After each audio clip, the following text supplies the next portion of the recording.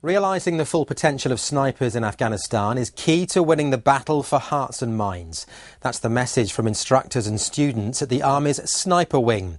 British Forces News has been given exclusive access to see the next wave of snipers and their commanders prepare to take on the Taliban. In a moment, we'll be talking to a commanding officer about why their role is so important. But first, this exclusive report from Kaya Lark. Camouflaged, hidden in the undergrowth, the enemy in their sights. This sniper team is on exercise at a disused munitions factory in Wales. Training here gives them the field skills they need. Soon they'll be in Helmand. These soldiers are training to be section and platoon commanders so they can make decisions about deploying snipers in Afghanistan. The men here have extensive operational experience of sniping in Northern Ireland, Bosnia, Iraq and Afghanistan. But this is the next level.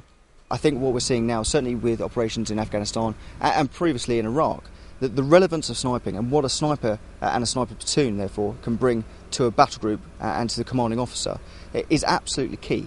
Certainly in this environment now, where we are looking at limited collateral damage, if at all, it gives the commander a tool that enables him to go out, take the fight to the enemy.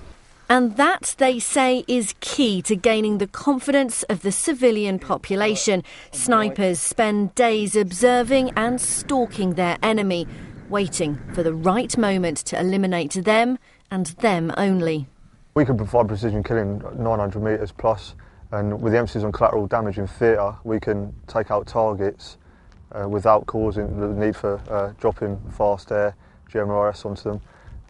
Without getting civilian casualties. Forces News has protected the identities of all the soldiers who agreed to be filmed for security reasons. Despite the common misconceptions about snipers, in theatre they never deploy alone, always operating in pairs and with at least 3 teams on the ground at a time. They're hunting out high-value targets, but have become valued targets themselves. Now the Taliban is using an increased number of its own sharpshooters in places like Sangin. There was one instance when I came up against an insurgent sniper, and to be honest, it wasn't that effective. He was effective in concealing himself in his position in that, which generally the enemy in Afghanistan are quite good at doing anyway.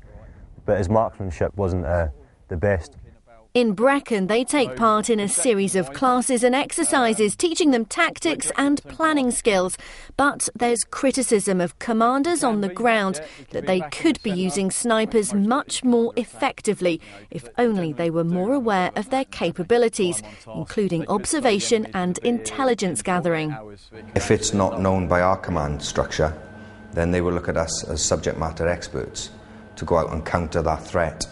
And particularly now, counter-sniping has been given a broader spectrum with regards to the low-level commanders want counter-sniping all the time. If we're only getting 9 commanders, but we're fully manned on our sniper basic courses, which we are, then who are commanding these snipers? And so I would encourage commanders in their chain of command to really focus on what we can provide as a wing out to them as a unit, and in terms of what we can return to them in terms of a trained and skilled sniper commander. This time they're using blanks and the target is just a couple of 100 metres away. But with the right conditions and using their L115A3 rifles, any one of these soldiers could kill a man from 900 metres. And there have been successful kills from 3 times that distance in Afghanistan. The longest range recorded kill stands at more than 1.5 miles by a British sniper in Musa Qala last year. What goes through your mind when you've got your eyes on the target? Just nothing emotional, really, just if you've got the right clicks, you've got the right windage, centre mass, and then once you've engaged that, just look for the next target. To me, it's just kill or be killed, really, which is, quite a bold statement, but we joined the army to do a job. To me, it's just a target.